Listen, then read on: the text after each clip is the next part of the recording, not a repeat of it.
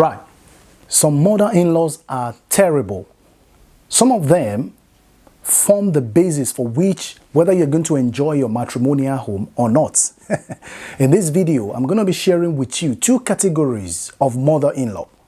You will now decide whether you fall into category A or category B. Stay with me to the end of this video and I'm sure you're going to enjoy it. I'll be right back. All right, welcome back. Right. One of the bases for which you're going to either enjoy your matrimonial home, your partner or your husband or not depends on the kind of mother-in-law you have. We have some terrible mother-in-laws and we have some good mother-in-laws. So it's divided. Today we're going to look at the two categories of the mother-in-laws we have in town. We're going to look at category A, which is the good one, and we are looking at category B, which is the bad one. Don't forget that for you to know a good mother-in-law, you need to first of all move with your supposed husband. During your relationship, definitely you get to meet his mother. You get to know the kind of person this woman is before you can decide whether you are okay with her to get married to her son or not. This is very, very important. And of course, this video is for the married women. And before you can actually talk about a mother-in-law, you must be married. That's obviously sure. And how do you get to know if the mother-in-law is going to be a good one? You get to know that when you are in courtship with the guy, when you are in courtship with your partner who is supposed the husband. That's very important. Right, if you have a good mother-in-law, it's not the characteristics of a good mother-in-law is not far-fetched. You can actually see. She's the one that doesn't bother you about anything.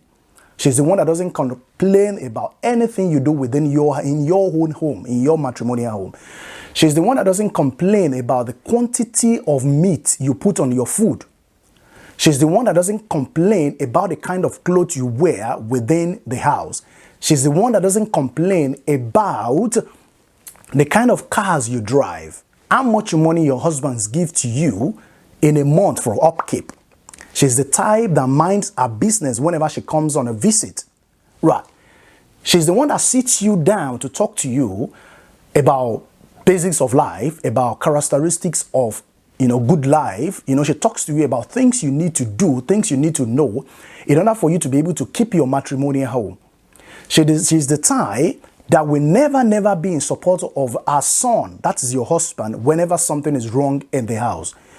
Even if you are the one that is guilty this time, she's not going to support the son, but rather she will support you. She will support, even if she's going to scold the husband, which is yours, behind the closed doors, she's still going to be in support of you. She's going to tell you, she's going to always tell you some things that will make life worthwhile for you.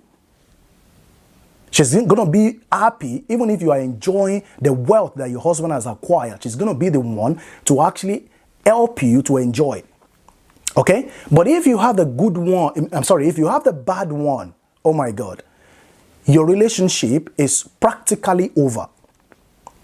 If you have a bad mother-in-law, your relationship, your marriage or whatever is practically over.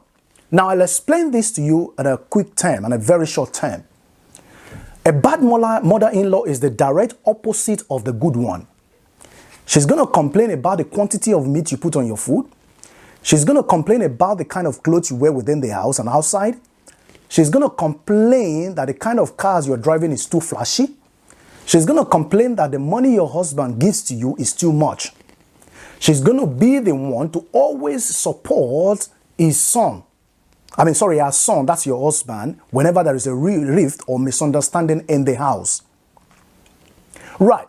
Why would you notice this kind of mother-in-law, a bad mother-in-law, during your courtship with this man and you still go ahead to marry her son? Okay, so if you notice this particular mother-in-law in your courtship with a guy, or your relationship with a guy, and you still go ahead to marry the guy, then you can expect that the relationship or the marriage is not going to last forever.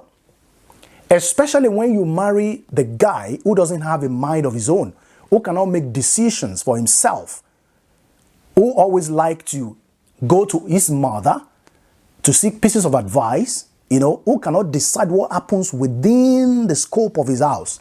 If you marry that kind of a husband and you now had a bad mother-in-law to it, making two, your relationship is practically over. It is either it's over or it's soon going to be over. Why? Because that particular mother-in-law is going to make that marriage unbearable for you. She's going to complain about everything, practically everything you do within the house. And with that, you know your relationship is over. They are not far-fetched. You can actually, begin to see the way they begin to behave to you. You will see it. So, when you are in a courtship with a guy, definitely you must have met the mother. It is very, very important. One of the ways for which to know whether your marriage is going to be suitable, whether your marriage is going to be enjoyable, whether you're going to last long in that particular marriage, you need to know that mother-in-law. What kind of mother-in-law are you, meeting, or what kind of mother-in-law are you going to be having an encounter with in the future? The moment you get married to a son. This is really important.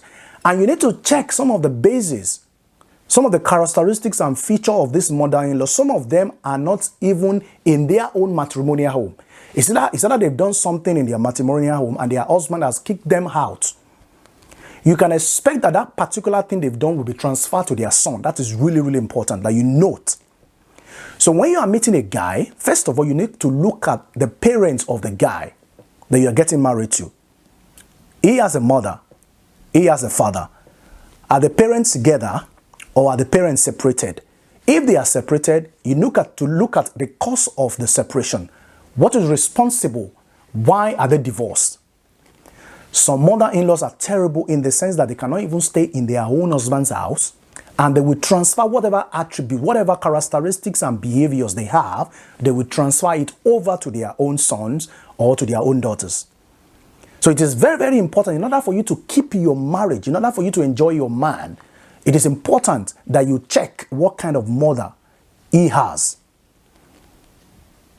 If you don't take your time to study the mother-in-law you have, you're going to have a big problem in that marriage. You're going to record absolutely agony in that marriage because she's not going to let you breathe. She's not going to let you breathe. Whether you believe it or not, you cannot breathe. That is her, and that is who she is. It is really going to be very difficult for you to change her from who she is to something better. Because a mother-in-law of 65 to 70 years, 75 going forward, it is quite difficult for you to change somebody who is 65 or 70 or 75 or thereabout. That is who they are. It is really hard for you. It's going to be difficult for you to change. So when you notice that particular person, that such mother-in-law, what do? Pick your bag and run. If you want a lasting relationship, if you want your marriage to be sweet, if you want your marriage to be filled with honey, you need to check that you have a good mother-in-law. A mother-in-law that is going to advise you in a rightful way. A mother-in-law that is not going to mislead you. A mother-in-law that is going to contribute to your marriage. A mother-in-law that is going to contribute positively to the development of your marriage. That is the kind of mother-in-law you should look for. So if you have that kind of mother-in-law today, you need to watch out. In the next video, I'm going to tell you what are the things you can do, how to manage a terrible mother-in-law, because some of you don't take your time to check what kind of mother-in-laws you have. And the moment you get into the marriage, you discover you have a terrible mother-in-law, a bad mother-in-law, and you are struggling with the marriage. In the next video, I'm going to tell you what are the things you can do to manage such a terrible mother-in-law. All right? It's something that you need to do. Otherwise, it is either you endure that marriage, regardless of whatever you face, or you pull out, or you are able to manage such mother-in-law. This is what we're going to talk about in the next video. And all right, to the returning subscribers, I say thank you. And to those of you who are joining us for the very first time, thanks for stopping by. If this is what you're looking for, relationship tips and advice on how to grow your relationship and marriages, why don't you go ahead and click on the subscribe button and open all notifications so that you'll be notified each time we drop a new clip. Thank you very much for watching this video, and I will see you in the next one. Take care and have a great day. Bye now.